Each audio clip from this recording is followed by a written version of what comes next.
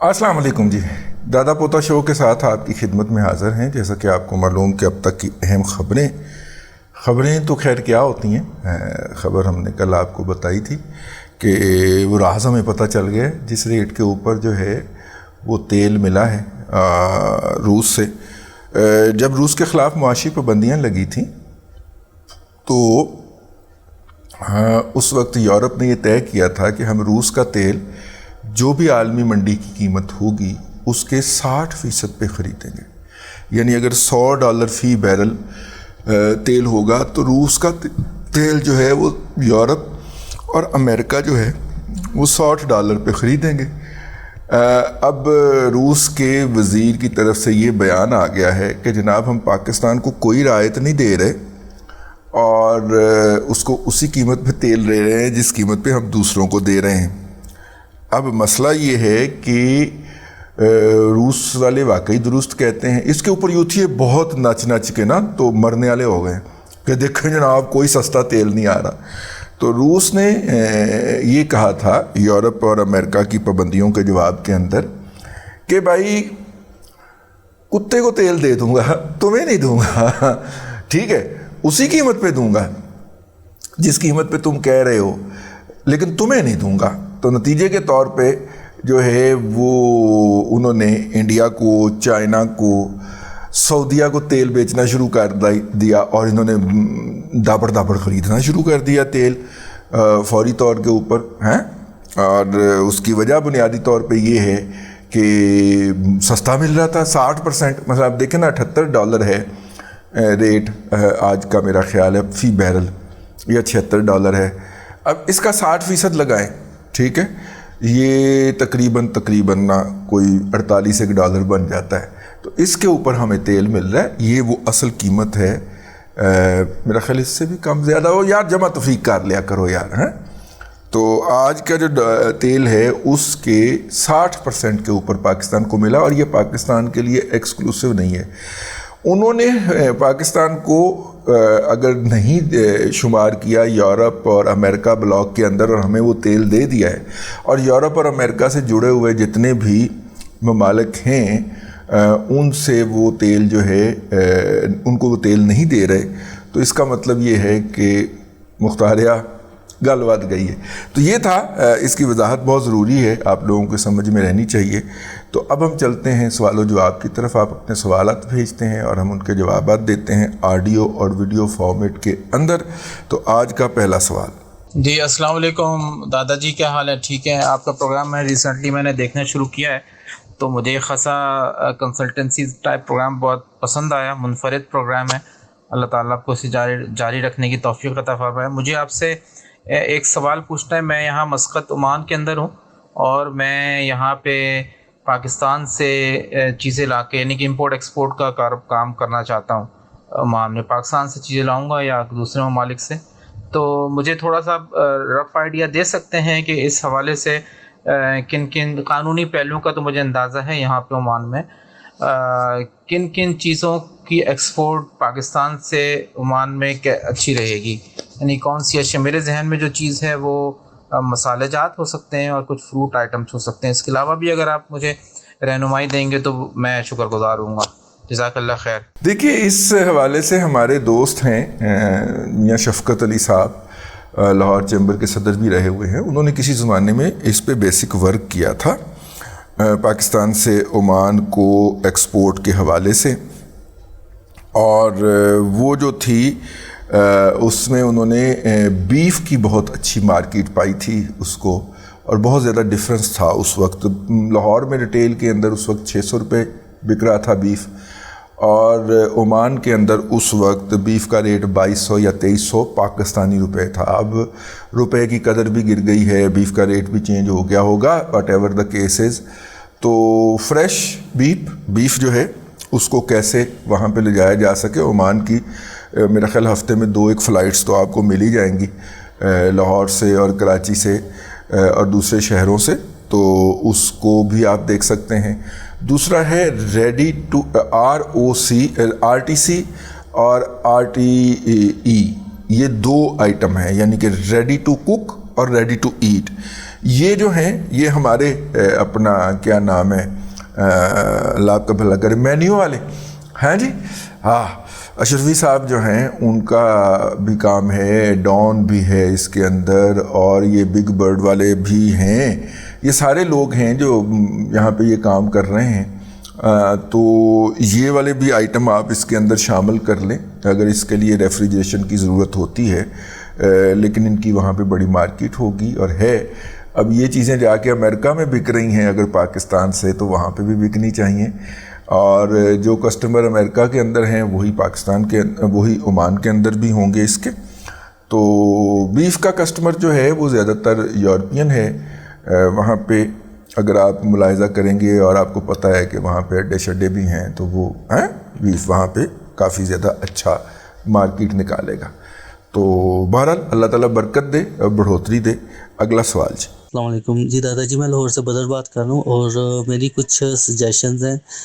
سب سے پہلے تو یہ ہے کہ جو جتنے بھی پوری دنیا میں اسٹارٹ اپ بزنس ہوتے ہیں ان میں سے 91% فیل ہوتے ہیں, لیکن ان میں سے اونلی 20% جو ہیں وہ فرسٹ ایئر میں فیل ہوتے ہیں, باقی جو ہیں سبسیکوینٹ ایئرز میں فیل ہوتے ہیں.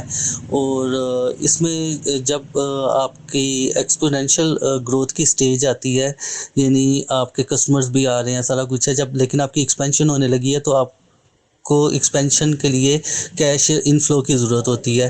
Most of the start up business جو سے ہیں اس وقت فیل ہوتے ہیں.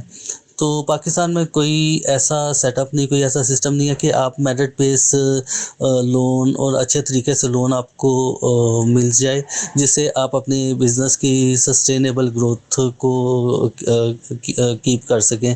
اور پاکستان میں بہت سے مطلب ینگسٹر ہیں جو جن میں ارننگ پوٹینشیل ہے اور وہ بزنس کر بھی رہے ہیں.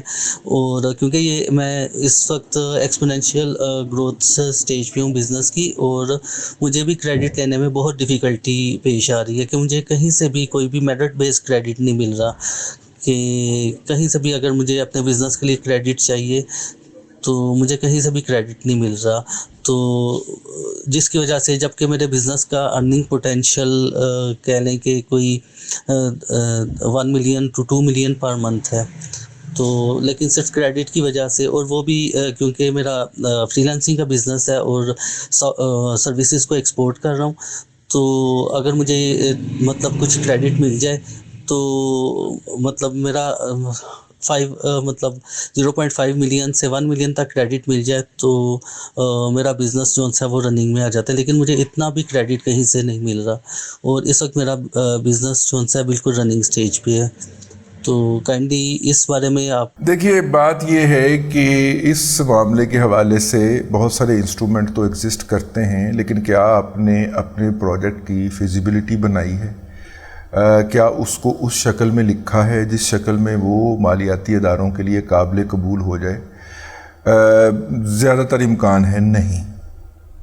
آپ نے اس شکل کے اندر نہیں لکھا ہوا, اس لیے آپ کو لون نہیں مل رہا. ویسے دنیا بھر کے اندر نئے بزنس کے لیے, اسٹارٹ اپس کے لیے بہت ساری وینچر کیپٹلسٹ کمپنیاں اور انویسٹمنٹ کمپنیاں ہوتی ہیں, جیسے جہانگیر صدیقی لمیٹڈ, RF حبیب لمیٹڈ, یہ بڑی بڑی, اور AKD لمیٹڈ, یہ بڑی بڑی کمپنیاں ہیں. یہ بروکریج ہاؤس سے ہٹ کے ان کی انویسٹمنٹ کمپنیاں بھی ہیں, اور انہوں نے ایسی ونڈوز بھی قائم کر رکھی ہیں جس سے یہ چھوٹے جو بارور ہیں ان کو لون دیتے ہیں, لیکن اتنے چھوٹے کو لون نہیں دیتے جتنا کہ آپ کو چاہیے.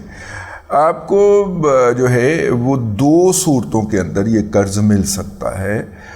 اس میں تھوڑا سا آپ کو تگڑم کرنی پڑے گی, اور تگڑم یہ ہوگی کہ آپ کسی اور مد میں قرض لے کے اس کو اس مد میں استعمال کر لیں, اور آپ کو چھ ماہ سال کا دھکا جو ہے وہ بہت زیادہ کھڑا کر جائے گا نا. مثلا آپ گھر بنانے کے لیے قرض لے لیتے ہیں اپنے گھر کے کسی حصے کے اوپر, اور اس کے بعد جو ہے مطلب اب 20 لاکھ کلیم کر لون لیتے ہیں, اور 10 لاکھ سے کنسٹرکشن کر لیتے ہیں, اور 10 لاکھ جو ہے وہ اپنے کاروبار میں لگا لیتے ہیں. اس طرح کی تگڑم کرنا پڑے گی. اگر والد صاحب سرکاری ملازم ہیں یا کوئی بہن بھائی سرکاری ملازم ہے تو وہ اپنی 1 سال کی سیلریاں نکلوا سکتا ہے نیشنل بینک سے ایڈوانس کے اندر, یہ بھی اور وہ آپ کو دے دے اور آپ اس کی ایک ساتھ دیتے رہیں, یہ بھی ایک تگڑم لگ سکتی ہے. اور اس طرح کی کوئی بھی تگڑم لگائی جا سکتی ہے. بیسیکلی ہمارے بینکر کو آئی ٹی اسٹارٹ اپ کے بیسک کنسیپٹ کا علم نہیں ہے, اس لیے وہ اس طرح کے لون نہیں دیتے, اور خاص طور پہ اتنا چھوٹا لون تو بالکل بھی منہ نہیں نہ لگاتا کہ اتنی ڈاکومنٹیشن کریں, اتنی محنت کریں, اور نتیجے کے طور پہ بینک کا صرف جو ہے وہ 5 لاکھ یا 10 لاکھ روپیہ لون پہ جائے. تو میں یہ عرض کروں گا کہ آپ ذرا تھوڑا سا اس طرف نگاہ ڈالیے جس طرف میں نے آپ کی توجہ دلائی ہے. السلام علیکم. رضی صاحب, اللہ تعالیٰ آپ کو سلامت رکھے, آپ کو اپنے مشن میں کامیاب کرے, اور آپ کے لیے ہمارے دل سے دعائیں ہی نکلتی ہیں. رضی صاحب, میں باوجود اپنا نام نہیں بتانا چاہتا, لیکن میں سعودی عرب سے بات کر رہا ہوں.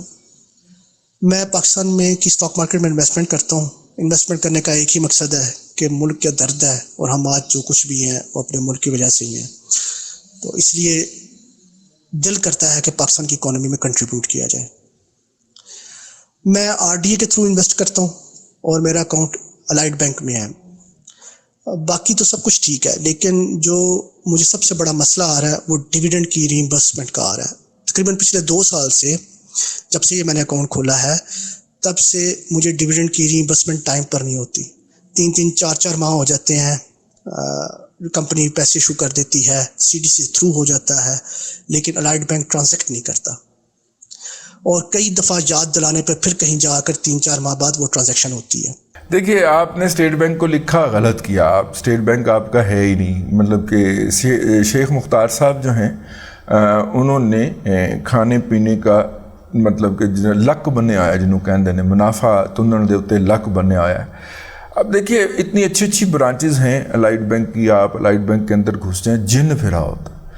13 ملازمین کا سٹاف ہے, اور اس کی سٹاف ہوتا ہے وہاں پہ اپرووڈ, اور وہاں پہ انہوں نے 13 ملازمین کے بیٹھنے کے لیے کمرے اور کرسیاں اور ٹیبلیں بھی رکھی ہوتی ہیں. کام وہاں پہ صرف 3 لوگ بیٹھ کے کر رہے ہوتے ہیں. ایک کیش پہ بیٹھا ہوتا ہے, اور 2 بیچارے ادھر بیٹھے ہوتے ہیں, اور کوئی بھی پتہ نہیں ہے کہ وہ 2 میں سے ایک جو ہے وہ ٹرینی یا انٹرنی ہوتا ہے یا ہوتی ہے بیچاری, اور وہ آنے والے کسٹمر کو ڈیل کرنے کی کوشش کر رہے ہوتے ہیں. زیادہ تر ان کا کام آن لائن بھی چلا گیا ہوا ہے, شاید اس وجہ سے پبلک ڈیلنگ بہت کم ہوتی ہے, لیکن بہرحال ہوتا کوئی ایسا ہی مسئلہ ہے. تو زیادہ بہتر ہے, میں آپ سے عرض کروں گا کہ آپ جو ہے وہ اس کا بہترین حال یہ ہے کہ ایک ہوتا ہے بینکنگ محتسب, بینکنگ امبڈسمین. گوگل پہ جا کے آپ نام لکھیں گے بینکنگ امبڈسمین پاکستان, تو اس کا آپ کو لنک مل جائے گا. اس کی ویب سائٹ کھولیں, آن لائن آپ کو اس کے اوپر ایک عرضی ڈالنی ہے. یہ مسائل جو ہے یہ اسٹیٹ بینک یا الائڈ بینک کا ہیڈ آفس حل نہیں کرے گا, یہ آپ کو وہیں سے ہی حل ہوتے ہوئے نظر آئیں گے یا ملیں گے. ان کو ایک عرضی ٹھوک دیں, ہاں اس عرضی کا پرنٹ آؤٹ لے کے یا اس کا اسکرین شاٹ لے کے اس بینک کے ہیڈ آفس میں جو ان کا نمبر دیا ہو یا ای میل دی ہو اس پہ ضرور ارسال کر دیں. کسی بھی بینکر کے لیے یا بینک مالک کے لیے اس سے بڑا ڈراؤنا خواب نہیں ہوتا کہ آپ نے بینکنگ محتسب کے ہاں ان کی خلاف درخواست دے دی ہے. آپ کا یہ ایشو اگر منٹوں میں نہیں تو گھنٹوں میں, لیکن دنوں میں تو حل ہو ہی جائے گا. ٹھیک ہے, یہ لگتا ہے کہ کچھ لوگ جو ہے انڈر سٹافنگ زیادہ, میں نے آپ کو وجہ بتائی ہے نا کہ مطلب کہ 13 بندے رکھنے سے وہاں پہ تنخواہ زیادہ دینی پڑے گی, تو اس لیے تھن سٹاف رکھا ہوتا ہے انہوں نے. میں خود کچھ معاملات کے حوالے سے الائڈ بینک کا وزٹر ہوں, اور مجھے باقاعدہ افسوس ہوتا ہے اور دکھ ہوتا ہے اور تکلیف ہوتی ہے کہ اتنے اچھے بینک کا کیا بیڑا غرق کیا ہوا ہے. برانچز وہ بڑی خوبصورت بناتے ہیں, ٹھیک ہے, انٹیریئر, کیونکہ انٹیریئر کا ٹھیکہ شیخ صاحب کے ایک صاحبزادے کے پاس ہی ہے نا, تو وہ اس میں سے کمائی کرنی ہوتی ہے نا, بینک میں سے ایسے کڑمچو کر کے نکال کے اپنی جیب میں ڈالنا ہوتا ہے, تو وہ بڑے اہتمام کے ساتھ کرتے ہیں. لیکن یہ جو ہے یہ نہیں, میرا خیال ہے کہ آپ جو ہے وہ لکھیں بینکنگ محتسب کو, انشاءاللہ آپ کا مسئلہ حل ہوگا. السلام علیکم, میرا تعلق لاہور سے ہے. میں نے آپ سے انفارمیشن یہ لینی تھی کہ کوئی ایسا پلیٹ فارم ہے کہ جہاں سے بیٹھ کے میں اسٹاک ایکسچینج میں بھی کام کر سکوں اور پی ایم ایکس میں بھی کام کر سکوں. آپ کا اپنا لیپ ٹاپ ہے جس میں آپ یا آپ کا اپنا موبائل ہے جس پہ آپ دونوں کی ایپس جو ہے وہ ڈاؤن لوڈ کریں اور اس پہ ٹریڈ کریں. کوئی ایسا سافٹ ویئر بنا نہیں ہے جی، کم از کم میرے علم میں تو نہیں ہے کہ جس میں آپ دونوں میں بیک وقت ٹریڈ کر سکیں، پوزیشن کلیئر کر سکیں، اسکوائر کر سکیں، یہ میرے علم میں نہیں ہے. لیکن دونوں جن بروکرز کے ذریعے آپ کر رہے ہیں، ہو سکتا ہے وہ بروکر دونوں کا ممبر ہو اور وہ کوئی آپ کو ایسی سہولت دے سکے. تو پہلی فرصت میں اپنے بروکر سے رابطہ کریں، اس سے پوچھیں کہ آپ یہ کام کرنا چاہتے ہیں، ورنہ میرے علم کے مطابق تو ایسا کوئی سلسلہ اویلیبل نہیں ہے. آج کا آخری سوال جی. السلام علیکم دادا جی. دادا جی خالد جمال بات کر رہا ہوں. پہلے بھی آپ کو میسیج دے چکا ہوں بورے والا سے. دادا جی آپ کے ولاگس جو میں سنتا ہوں اس میں کئی جگہ پر سافٹ ویئر سے متعلق بات آپ کرتے ہیں کہ اس میں بچوں کو ڈالا جائے اور اس سے جو ہے نا وہ پاکستان میں بھی یا پاکستان سے باہر بھی ان کو اچھی جابز آفر ہو سکتی ہیں. تو لاہور میں یا کراچی میں کس جگہ پہ کون سی سافٹ ویئر ایسے اسکول ایسے ٹریننگ سینٹرز ہیں جہاں یہ ڈالا جا سکے بچے کو؟ دیکھیں ایسے اسکول اور ٹریننگ سینٹر بہت سارے کھلے ہوئے ہیں شہر کے اندر، اور ان اسکولز اور ٹریننگ سینٹرز کی طرف آپ نے نہیں جانا، کیونکہ یہ سارے جو ہیں یہ آپ کو لوٹنے کے لیے بیٹھے ہوئے ہیں. بنیادی طور پہ یہ کام چونکہ آن لائن لرننگ کا ہے اور آن لائن ورکنگ کا ہے، تو یہ آن لائن ہی کیا جائے تو زیادہ بہتر ہے. پاکستان کی فیڈرل گورنمنٹ نے 2017 سے ایک انیشیٹو شروع کیا ہوا ہے ڈی جی اسکل کے نام سے، DigiSkill.pk کے نام سے انہوں نے ایک انیشیٹو شروع کیا ہوا ہے، جس میں ہر 6 ماہ کے بعد وہ 4.25 لاکھ نوجوان جو صرف پڑھ لکھ سکتے ہوں ان کو کوئی 2 درجن سے زائد کورسز آن لائن آفر کرتے ہیں. وہ بچہ اس میں رجسٹر ہوتا ہے، میرا خیال سپتمبر اکتوبر میں رجسٹریشن آ رہی ہے، تو وہ بچہ اس میں رجسٹر ہوگا آپ کا، اور اس رجسٹریشن کے بعد وہ جو ہے وہ اس میں کام کرے گا، لرن کرے گا. اس کو ہفتہ وار لیکچرز آئیں گے، وہ ان کو سنے گا، سن کے پریکٹس کرے گا، پھر اس کا امتحان دے گا، اور اگر وہ امتحان پاس کر لیتا ہے تو آگے چلے گا، ورنہ اگلے ہفتے پھر امتحان دے گا. اس امتحان کی بھی کوئی یا اس ٹیسٹ کی بھی کوئی فیس نہیں ہے، آن لائن ہے، سارا کچھ فری ہے، صرف first come first serve basis کے اوپر ہوتا ہے. اب ہوتا کیا ہے کہ بہت سارے لوگ یہ کورسز کرتے ہیں، ان کا ڈیٹا ظاہر جب وہ رجسٹر ہوں گے تو ان کو سارا مٹیریل تو ملے گا، وہ مٹیریل اکٹھا کرتے ہیں، اس کے پرنٹ آؤٹ لیتے ہیں اور دکان کھول کے بیٹھ جاتے ہیں کہ آؤ آپ کو کورس کروائیں. اور وہ پھر کوئی 2,500 لیتا ہے، کوئی 5,000 لیتا ہے، کوئی 1,200 لیتا ہے، کوئی 12,000 لیتا ہے.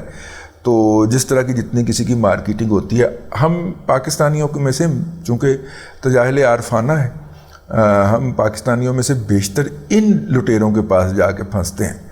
ٹھیک ہے، بجائے اس کے کورس کو یہ کام شروع کرنے کے، یہ آگے وہ پھر کورس کروانا شروع کر دیتے ہیں. لٹیرے تو نہیں کہنا چاہیے، وہ بھی ان کی کام ہے، لیکن آپ اوریجنل سورس کے اوپر جائیے. ڈی جی اسکل میں نے آپ کو بتایا. اس کے علاوہ کوڈنگ جو ہے ہمارے دوست محسن حجازی صاحب نے، آج میں نے ان کا وہ سارا ٹویٹر پہ شیئر کیا ہوا ہے، اگر آپ مجھے ٹویٹر پہ فالو کرتے ہیں تو میں نے ان کا پورا لنک شیئر کیا ہوا ہے.